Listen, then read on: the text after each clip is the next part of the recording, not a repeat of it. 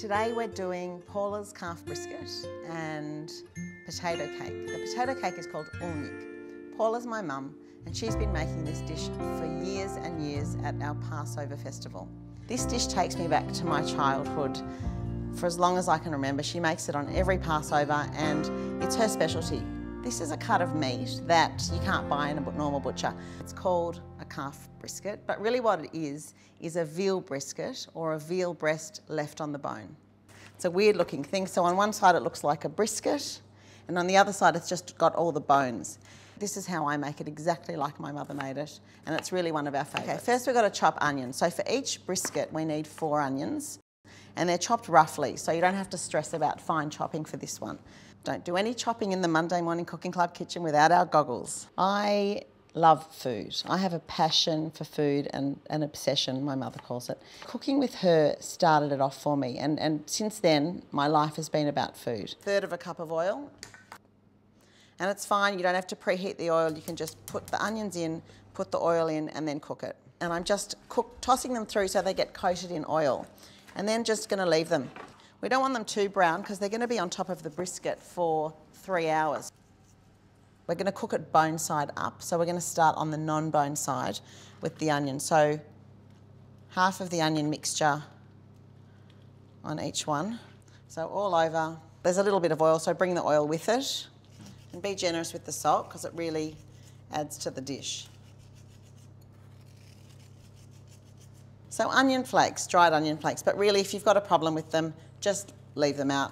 So turn it over and don't stress because they will fall into the pan, but we're going to baste later anyway so they'll get back into it. And then you just do the same again. And all that beautiful, beautiful oniony oil has to go in as well. I say all, but there's not that much, so that little bit of oil. Then just in the bottom of the pan, you put water. As long as the base of the pan is covered with water, that's really what you want. All you need to do now is cover it with foil and bake it in the oven for 2 hours. You don't need to do anything to it. You want it to steam and roast at the same time. The brisket is served in my parents' house every year with the same thing. Nothing ever changes.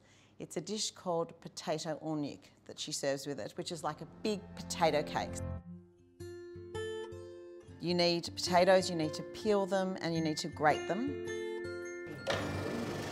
You need to let them sit for a little while so the liquid comes out, and then you need to squeeze any excess liquid out so they're as dry as possible. And you mix that together with 2 onions, which you grate, 2/3 of a cup of fine matzah meal. It's really just like breadcrumbs. And you season it really well. A couple of eggs which have been lightly beaten. You spoon in the potato mixture into the baking tray, into the hot oil. Flatten it out a little bit, but don't flatten it out too much because you like to keep those little crispy bits sticking up, which are really great to eat. And then you bake it.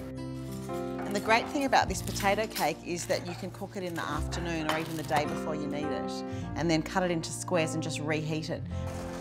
So the brisket's been in 2 hours. And all we're doing now is flipping it over and basting. We've got to get all these onions from the bottom and put them back on the top. Give the top a really, really golden sweet crust. Just putting a bit more water in the base just so it doesn't dry out. Because remember, we want to baste it. And to baste it, you need liquid. And if it just dries out in the oven, there's not going to be any liquid to baste it. So that water's going to catch all the juices and the onions. That'll just give us a beautiful basting medium. And this is where the love comes into this dish, because every 30 minutes or so, you have to baste it lovingly. And we're just getting those juices and spooning them over the brisket so it doesn't dry out. For our family, it is always about the food. If you're here when my kids come home from school, the first question, what's for dinner? We are obsessed. We love it as a family. So here is the brisket done, and I have to say it looks bloody good. Oh, yum. And it is so soft, and the smell that's coming from that meat smells delicious. And I'm going to cut it into 2 bone portions. That's what I'd serve it in, like 2 bones. Heavy meat with onions and oil, and we've got potato with salt and a little more oil. And I think the perfect accompaniment is the cucumber salad. Pretty damn good. Yummo, perfect Let's lunch. go eat. Yeah. Ready? And no matter how much we've already eaten, we're can always fit in more. Yes. Superb. Friday nights in our house, and really in every Jewish household across the world, which is the most amazing thought, to think that on a Friday night all the Jewish families are sitting around the table with their family and with their friends, and they're eating, or they're fressing as we like to say, which means eating with abandon and joy.